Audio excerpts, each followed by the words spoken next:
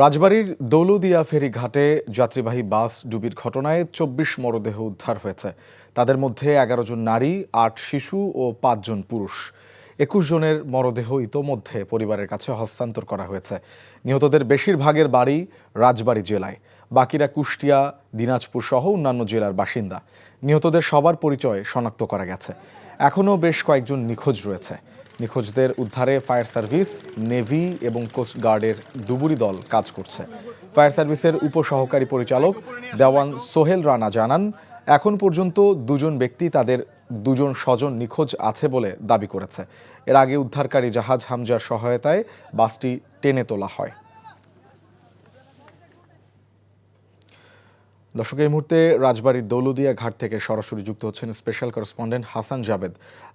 জাবেদ, উদ্ধার অভিযান তো আবার শুরু করেছে, ঘাটের সার্বিক অবস্থা জানাবেন এবং সেই সাথে জানতে চাই যে স্বজনরা যারা নিখোঁজ হয়েছে প্রশাসনের পক্ষ থেকে তাদের ব্যাপারে কোনো উদ্যোগ নেওয়া হয়েছে কিনা এবং ঘাটের যান চলাচল এই মুহূর্তে কি অবস্থায় রয়েছে?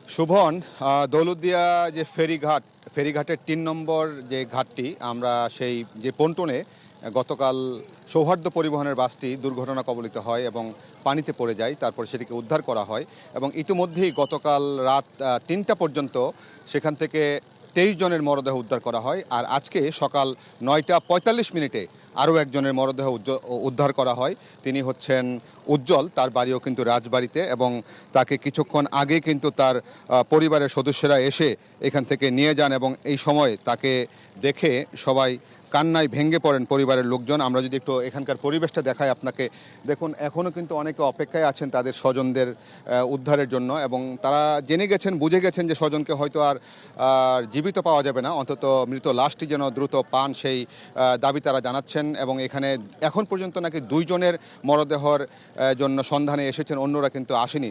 যদি আমরা হিসাব করি বিষয়টা এরকম যে বাসটিতে যদি আপনার ৪০ থেকে ৪২টি সিট থাকে সেক্ষেত্রে এবং অতিরিক্ত যাত্রীও কয়েকজন ছিল, তাহলে ৪৮ থেকে ৫০ জন যাত্রী ছিল। তার মধ্যে ২-৩ জন যাত্রী হয়তো পন্টনের আগেই নেমে গিয়েছিল, তাহলে ৪৭ থেকে ৪৮ জন যাত্রী কিন্তু সেখানে ছিল। ২৪ জনের মৃতদেহ ইতিমধ্যে উদ্ধার করা হয়েছে এবং ৭ জন জীবিত।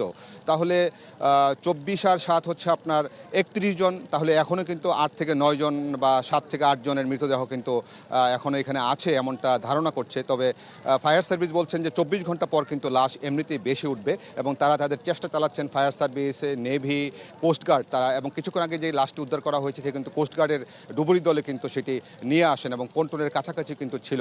এখন দেখা যাক শেষ পর্যন্ত আসলে তাদের ভাগ্যে কী আছে, স্বজনরা কি লাশগুলি ফেরত পাবে কিনা, উদ্ধার করা যাবে কিনা সেই শঙ্কায় তারা আছে।